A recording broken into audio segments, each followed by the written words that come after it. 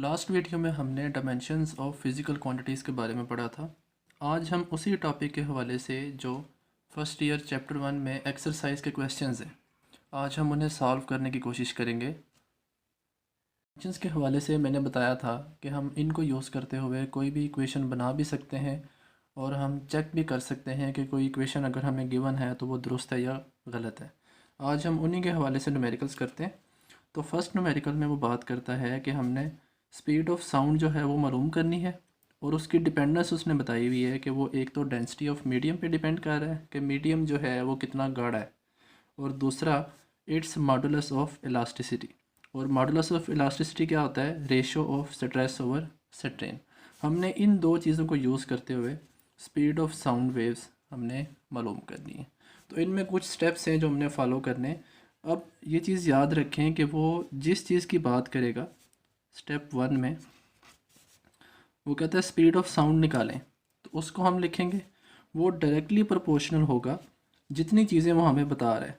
अब एक चीज़ वो हमें बता रहा है डेंसिटी, और दूसरी चीज़ वो हमें बता रहा है modulus of elasticity.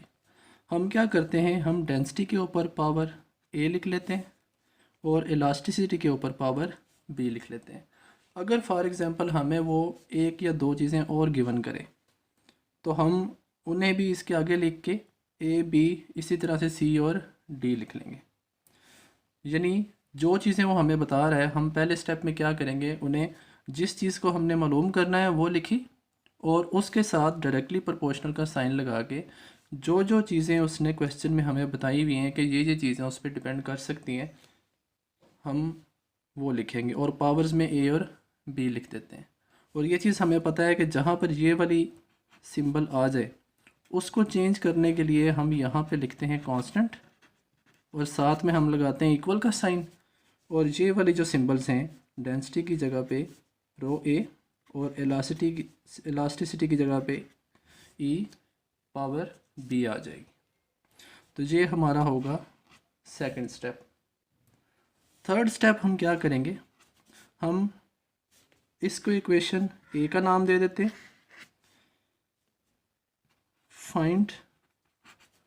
Finding dimensions of equation A.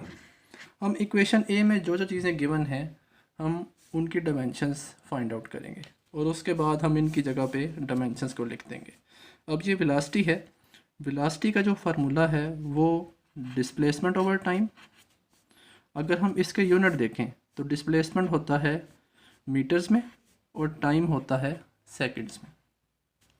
Equal meter M S minus 1 आ जाएगा।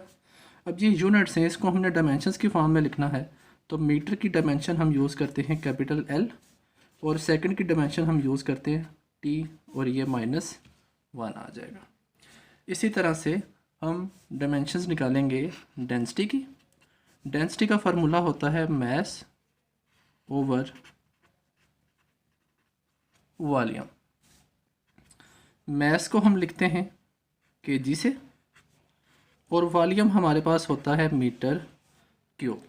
लेंथ, विड्थ एंड हाइट, इसमें तीनों चीज़ें आ रही होती हैं। तो ये बन जाएगा केजी m -3 हो जाएगा। केजी जो है ये मास का है तो मास के लिए डायमेंशन हम m यूज़ करते हैं और मीटर जो है ये लेंथ है तो ml -3 ये हो जाएगी हमारे पास डेंसिटी की डायमेंशंस। इसके बाद हम देखते हैं थर्ड चीज़ जो हमें गिवन है मॉडुलस ऑफ इलास्टिसिटी, और इसका उसने हमें बताया हुआ है कि वो जो है वो ratio of stress over strain है।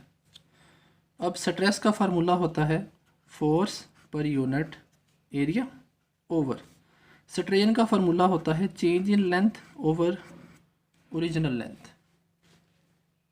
स्ट्रेस की जगह पे फोर्स पर यूनिट एरिया और स्ट्रेन की जगह पे change in length over original length.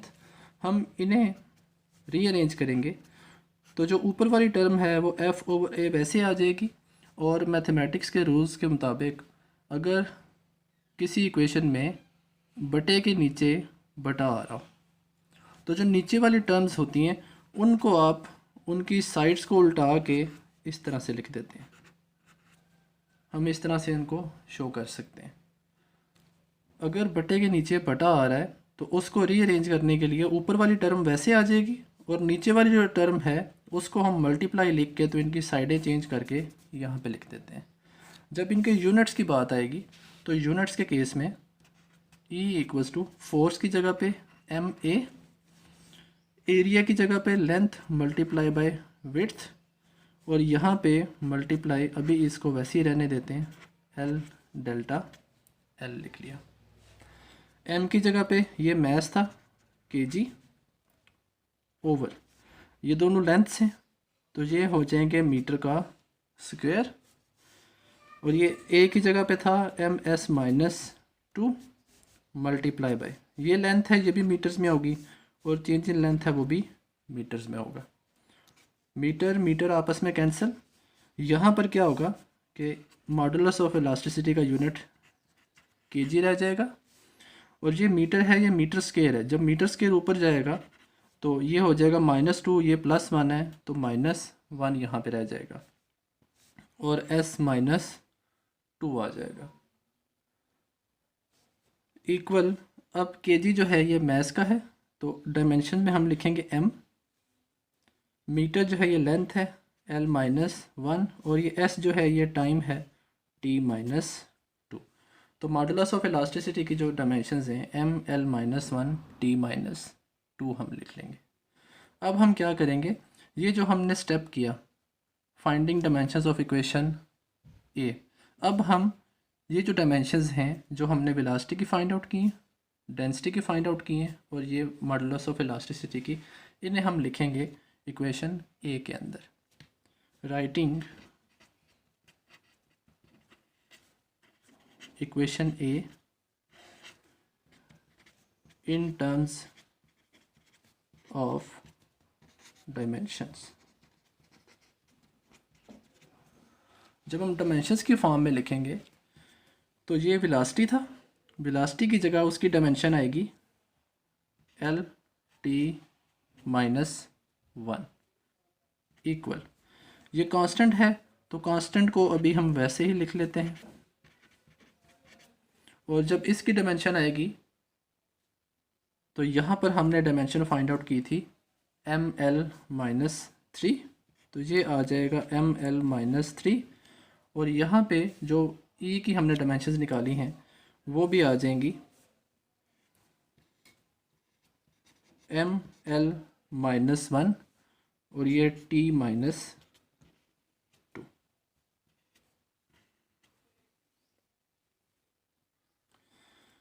और साथ में इनकी पावर्स, यहाँ पर पावर है A और यहाँ पर पावर है B। अब जो हम स्टेप नंबर 4 लिखेंगे, स्टेप नंबर 4 में comparing powers of M L T on both sides, हम दोनों इतराफ में जो M L और T की पावर्स हैं इन्हें आपस में इक्वलाइज करेंगे। तो जब M की शक्ल में हम लिखेंगे तो M की शक्ल में देखें यहाँ पर M का कुछ भी नहीं है तो हम उसको लिख सकते हैं M पावर 0। तो यहाँ पर इस साइड पे M की पावर 0 इक्वल, इस तरफ M की पावर है A और M की पावर है B, तो जब इसको हम लिखेंगे A + B हो जाएगा। जब हम लेंथ की लिखेंगे डायमेंशंस के फॉर्म में तो लेंथ की यहाँ पे पावर कितनी है 1 इक्वल, और यहाँ लेंथ की कितनी है -3A, और इस तरफ लेंथ की -1B, तो -B हम लिख सकते हैं। जब हम T की फॉर्म में लिखेंगे तो T की फॉर्म में यहाँ पर है -1 इक्वल, और इस तरफ हमारे पास आ रहा है, इस जगह नहीं है तो T -2B आ जाएगा। अब ये जो हमने इक्वेशंस निकाली हैं 1 2 3, इनको यूज़ करते हुए हमने यहाँ से ए भी निकालना है और बी भी निकालना है।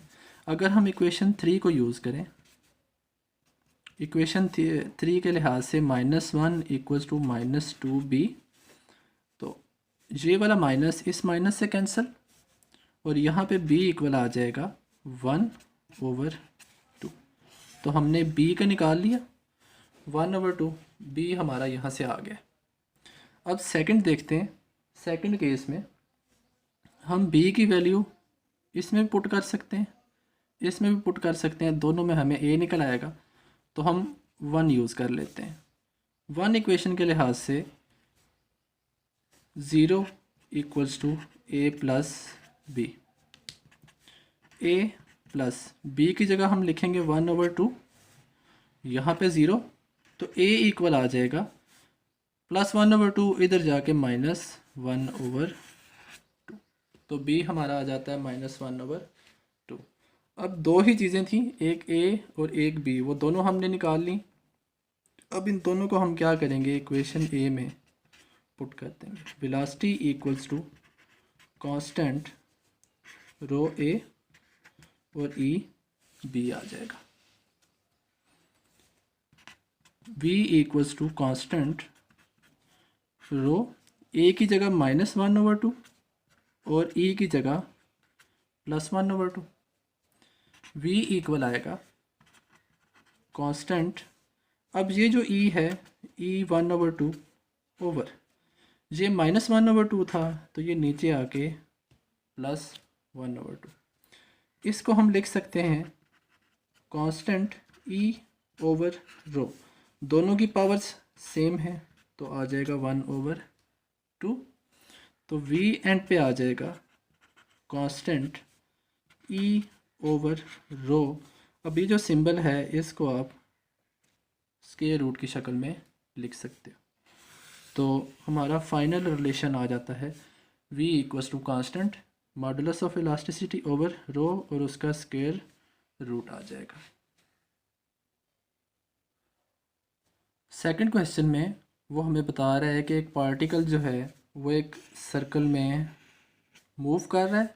सर्कल में मूव करने के दौरान उस पार्टिकल का जो एक्सेलरेशन है वो एक तो उसके रेडियस पे डिपेंड कर रहा है और दूसरा उसने r की पावर हमें rn दी हुई है, और जितनी उसकी वेलोसिटी है पार्टिकल की उसको vm से लिखा हुआ है, और हमें वो कहता है determine powers of r and v।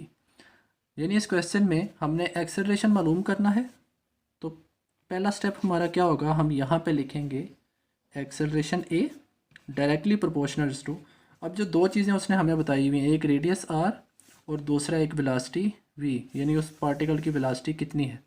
लेकिन उसने वहाँ पर पिछले सवाल में a और b हमने एज्यूम किया था, यहाँ पर उसने हमें पहले बताया हुआ है कि r की पावर n और v की पावर m लिखें, फिर हमने वो दोनों पावर्स फाइंड आउट करनी है।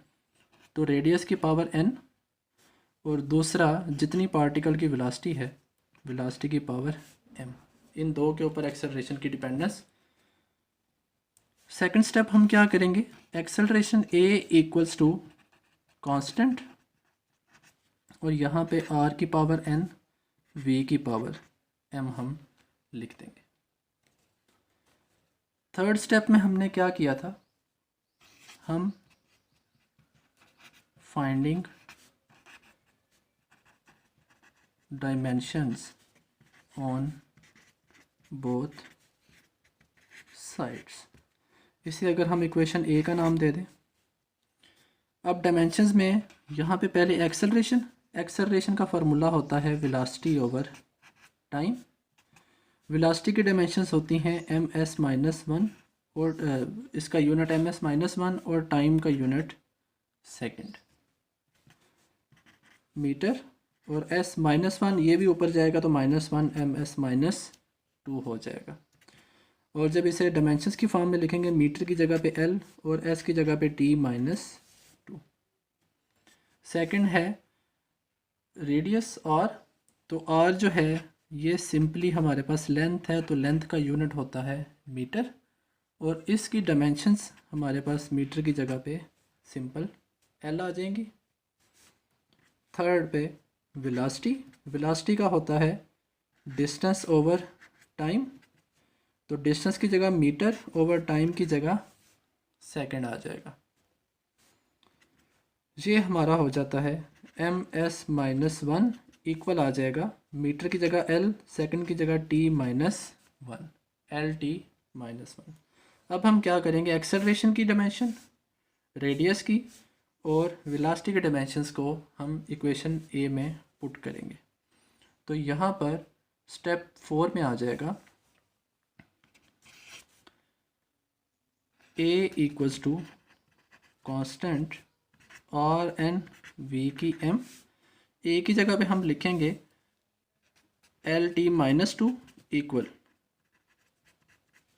आर की जगह पे हम लिखेंगे l और l की जगह पे पावर n, और v की जगह पे हम लिखेंगे lt-1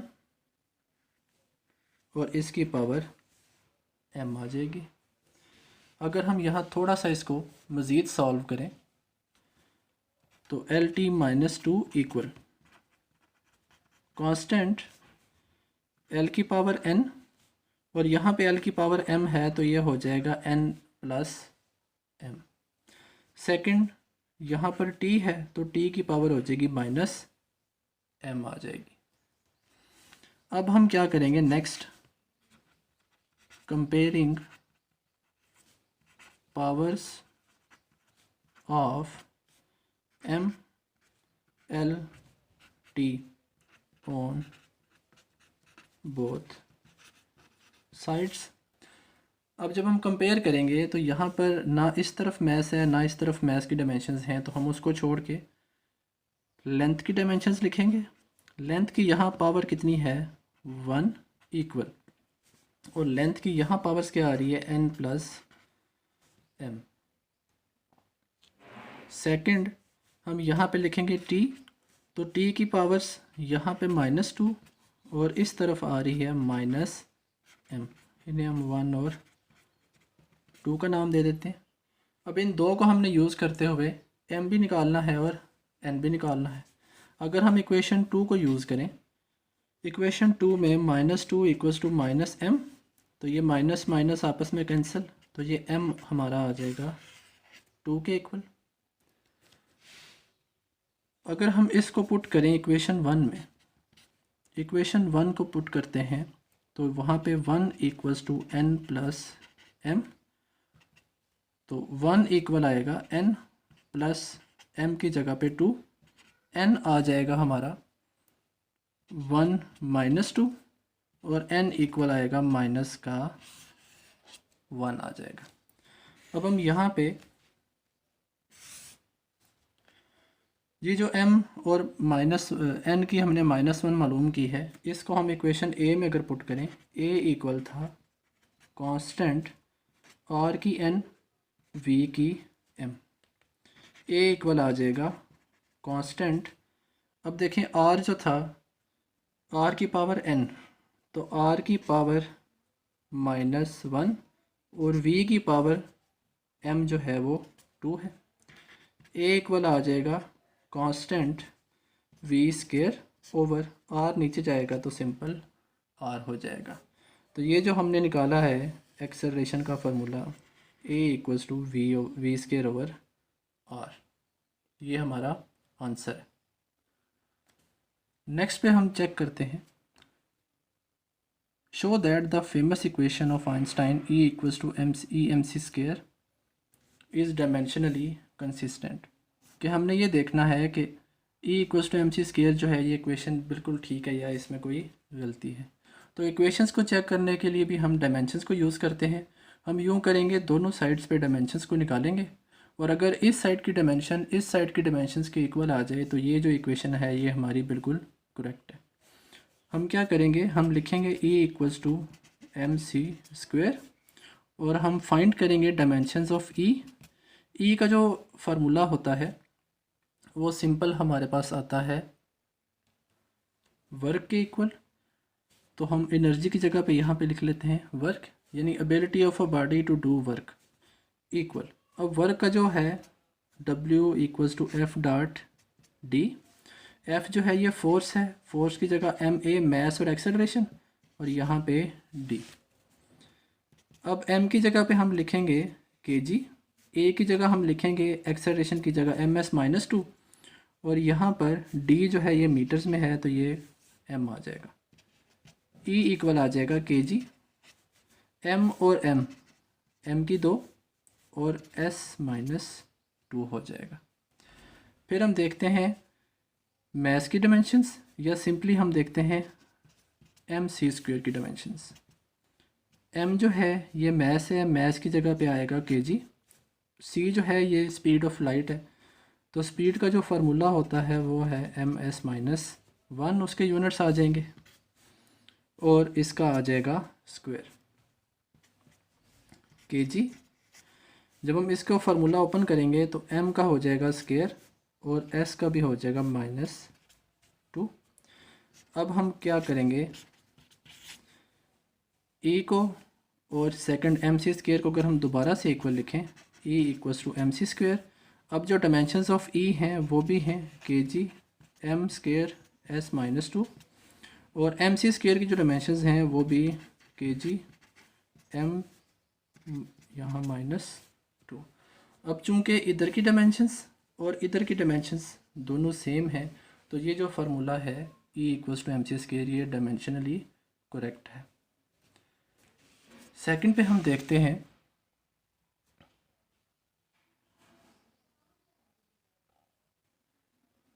show that VF equals to VI plus AT is dimensionally consistent.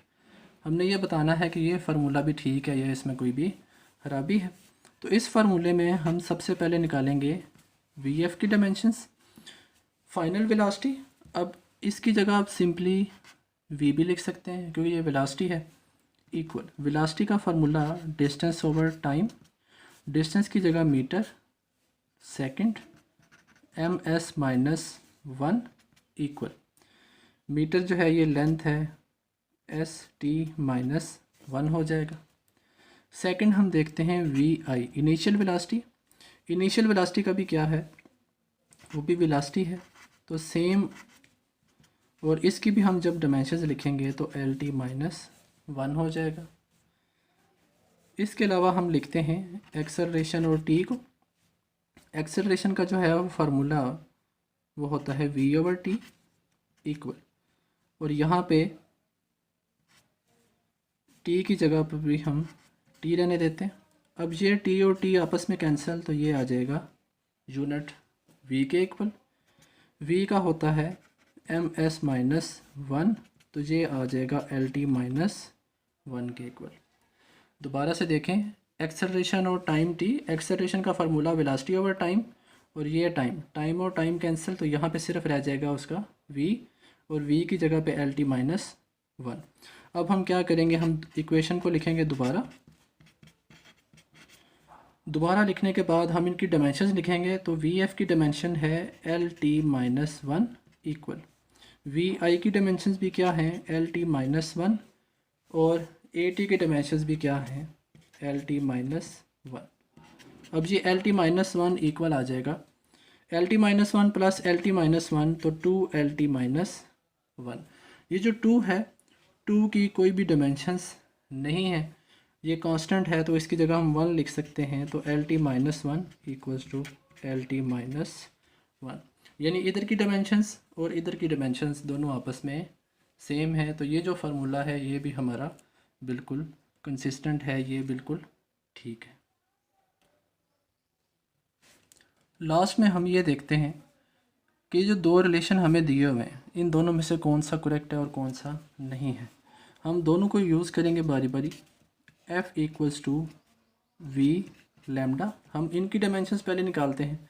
अगर डायमेंशंस इक्वल आ जाती हैं तो ये फार्मूला एग्जैक्ट है।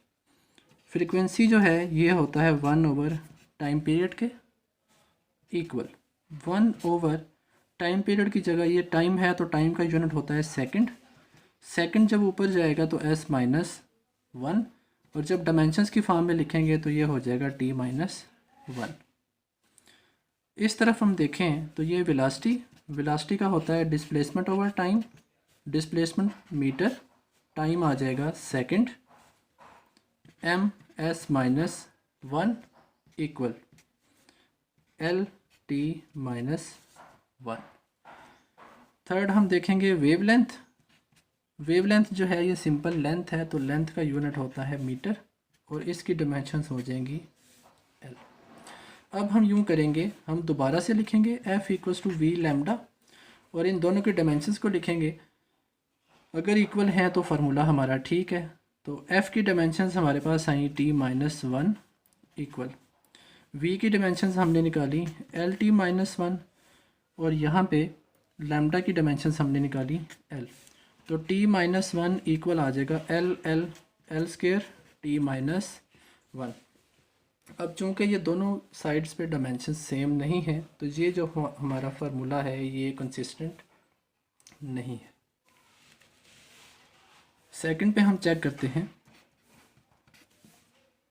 F equals to V over lambda, frequency का 1 over time period, 1 over time period की जगह सेकंड, S माइनस 1 इक्वल, तो ये सेकंड जो है ये t माइनस 1 हो जाएगा। वेलोसिटी की जगह पे हम लिखेंगे d ओवर टी, डिस्टेंस जो है ये मीटर्स में, टाइम जो है ये सेकंड्स में, तो ये M S minus 1 equal M length S T minus 1 हो जाएगा। और थर्ड पे जो लैम्डा है वो लैम्डा सिंपल मीटर्स में है, तो मीटर्स की जगह पे हम एल लिख सकते हैं। अब दोबारा से हम लिखेंगे F equals to V over lambda. F की जगह पे हम निकाल चुके हैं t माइनस 1 इक्वल v का हमें एल टी माइनस 1 आ गया और लैम्डा की जगह हमारा जो डिमेंशंस हैं वो l है। ये l इस n से कैंसिल, तो t minus 1 equals to t minus 1। अब चूंकि इस तरफ की डिमेंशंस और इस तरफ की डिमेंशंस ये दोनों आपस में सेम हैं, तो ये जो हमारा फार्मूला है f equals to V over lambda ये डायमेंशनली करेक्ट है। आज का लेक्चर यहीं पे ख़त्म करते हैं।